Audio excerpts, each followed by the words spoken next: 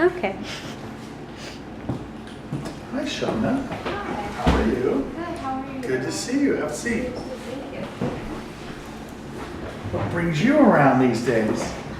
Well, I wanted to present to you some features that we have, and I thought it would be easier to show you with these models than just explaining it. Okay.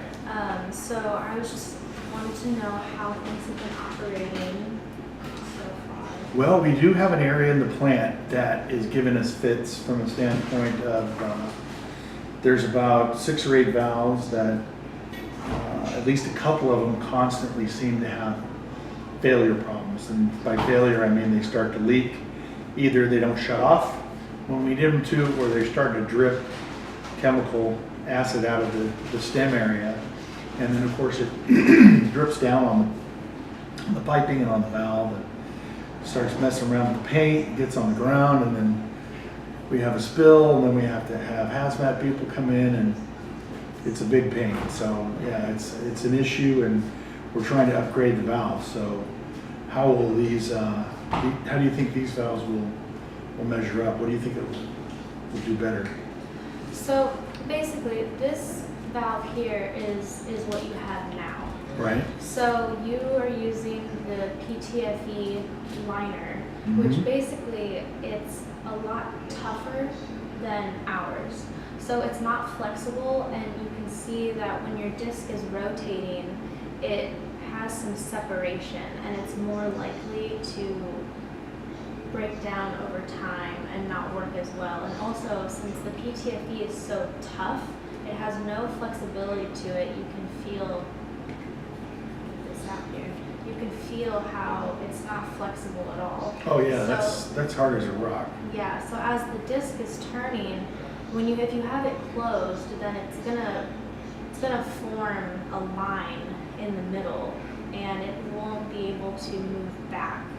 And Okay. that way it'll Yeah, this is so thick. I wonder why they do it so thick.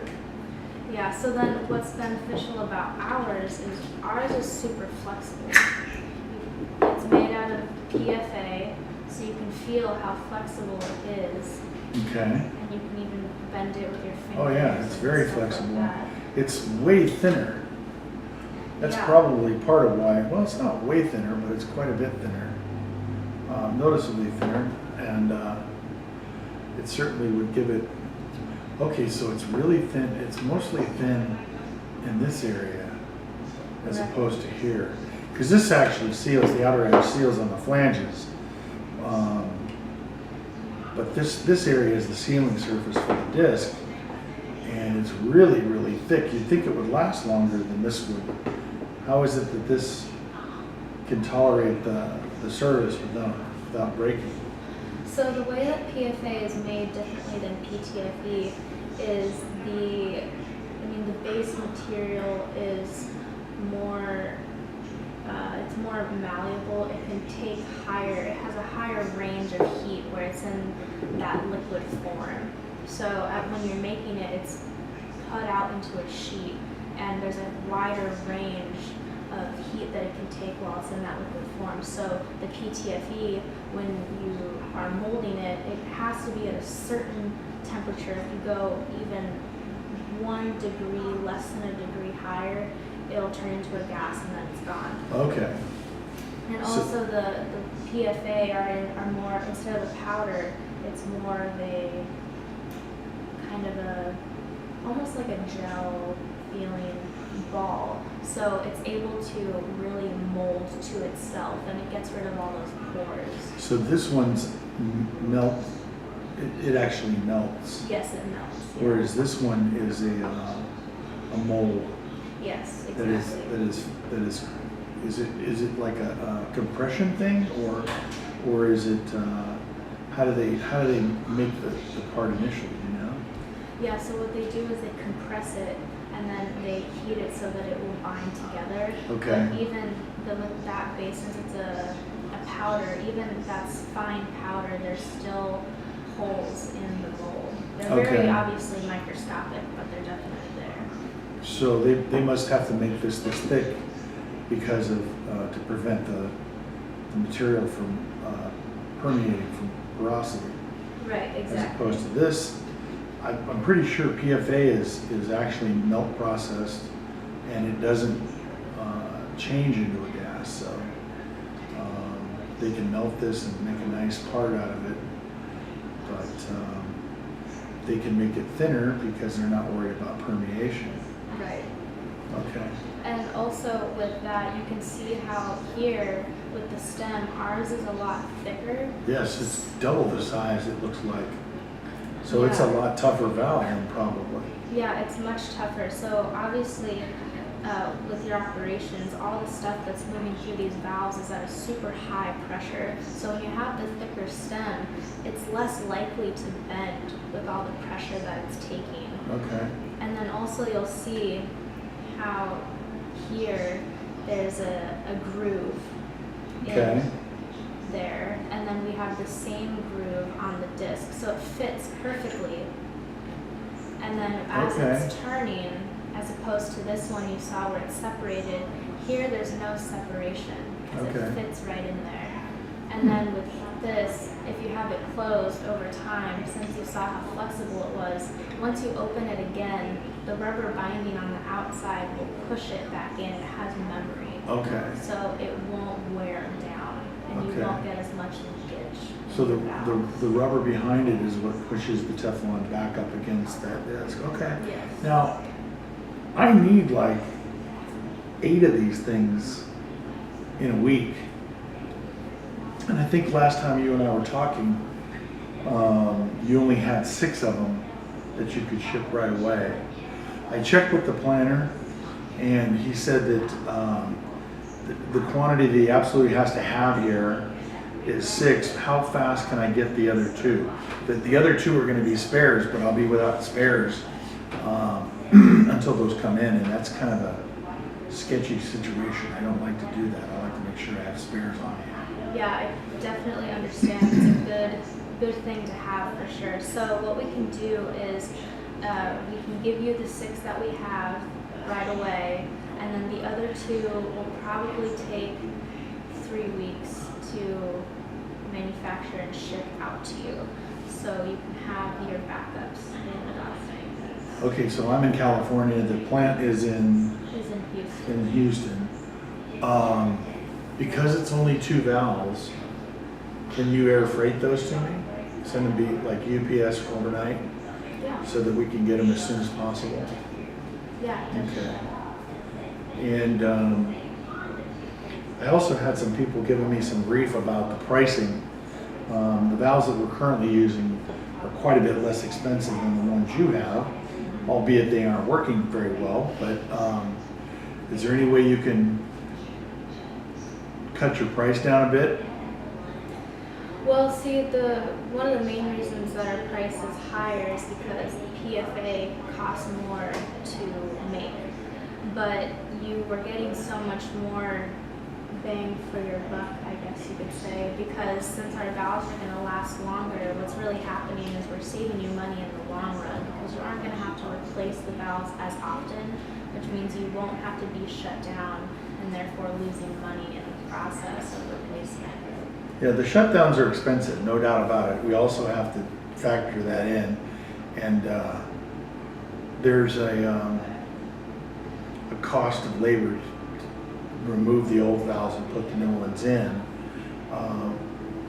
which really isn't the big part of the equation. The bigger part of the equation is when this system is out, then we can't process the rest of the material that we have in our system, because this basically brings the whole plant to a standstill while we wait for this to come back up and be able to produce. Sometimes we can bypass this whole area and set up a temporary unit for a shutdown, but I don't really want to go to a full shutdown for this because it's pretty expensive. So it's going to be a production outage, a temporary production outage. Okay, so I have to get some approval from the maintenance supervisor in the area that covers this area, find out if he's willing to spend the extra. It would be my recommendation that he do it, but I don't always get to call those shots. I just place the orders. So let me talk to Fred and see what Fred thinks about spending a little more and trying these valves out and seeing if they last longer. And we'll keep his maintenance guys from having to mess with these valves as often. Okay, so in the meantime, I can get a purchase order typed up for you and sent over to you if that would be helpful. And if you want, I could also even talk to Fred about and explain to him personally why our valves would be so much more beneficial. Yeah, that's a good idea. You should get with Fred. His last name is Williams. He's his extension is 3312. Don't just try to drop in on him because he likes to have appointments. But you should definitely explain to him that you and I have talked, and we've got the delivery situation kind of addressed, but he's really the one that's going to have to sign off on the extra cost. And if Fred signs off on it, we'll place an order. In the meantime, like you said, send me a quotation with the pricing and confirm the deliveries. And if you could also find out, based on the weight of your two valves, what the UPS red charges are going to be from Houston, so we know what those shipping costs will be.